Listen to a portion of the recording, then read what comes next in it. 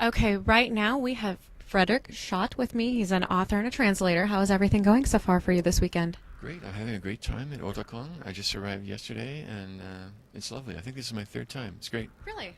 Yeah. Nice. Great. Now tell us, how did you first get into the world of manga? I was living in Japan. Actually, when I was in university in 1970, I started reading manga, and I just got hooked. It's just one of those things that catches you and drags That's you right. in. And That's right. it's Yeah. great. Yeah. Now tell us, Changed my life. Yeah. well, good. Yeah. Now tell us about some of your books that in the 80s and the 1990s that helped grow the anime fan base. Um, I brought out a book in 1983, which was an attempt to just introduce people outside of Japan to what I thought was this amazing sort of social phenomenon of manga. And that was called Manga, the world of Japanese comics. And then I've done other things as well. You know, I wrote books on robots, which kind of got into anime stories and that sort of thing. But then I brought out in '96, I guess it was, Dreamland Japan, Writings on Modern Manga, which was it was kind of a sequel to Manga, but trying to introduce people in a little bit more depth to what I thought were some of the more interesting and exotic aspects of manga culture. There's so much to it. Yeah, You can't just, yeah. And then I guess the other big book on manga I've done is just recently I brought out the Astro Boy essays. The subtitle is Osamu Tezuka um, um,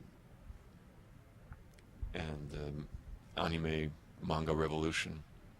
And that's an attempt to show how using this Astro Boy character, Tezuka was able to create the framework for the modern manga anime industry, and that's published by Stonebridge Press in California. Now you mentioned Osamu Tezuka. In 2000, you won the Osamu Tezuka Culture Award. How did this come about? I think it was because I had been working on things related to Japanese manga for so long. That was probably the main impetus for it. Not only as a writer, but also as a translator, and also I'd interpreted for people who came over from Japan and that sort of thing. And I mean, it was really nice of them to give me any award at all. I'm very grateful. It was good. Now tell us a little bit more about the Astro Boy essays. The Astro Boy essays is, as I mentioned, it's an attempt to show how Osamu Tezuka created the framework for the modern manga anime industry, and I focus on one character, which is obviously Astro Boy or Mighty Atom.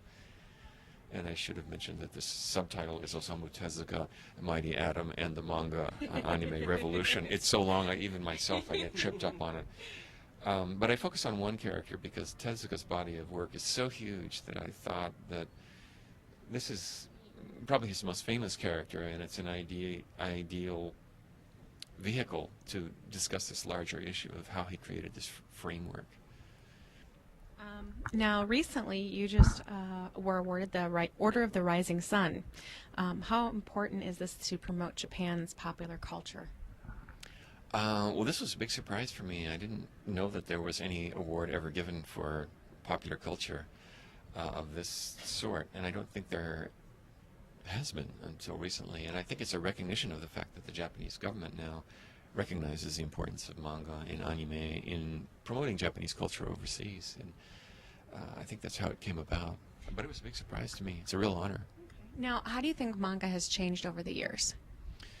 Well, in Japan, manga has become, of course, this giant, gargantuan business. And the synergy between the manga world and the anime world, and, of course, all the other ancillary subsidiary industries, merchandise, and everything else, is vastly greater than it was 20, 30 years ago. You can find manga just about any place you That's go right. now. Yeah, yeah. And then, of course, manga has also gone overseas now. It's become a global phenomenon, and it's popular in Asia and also the United States and Europe. And that's a huge, huge change, and a very interesting phenomenon that a pop culture can actually go overseas like that. Now, how are you enjoying your time here at Otakon?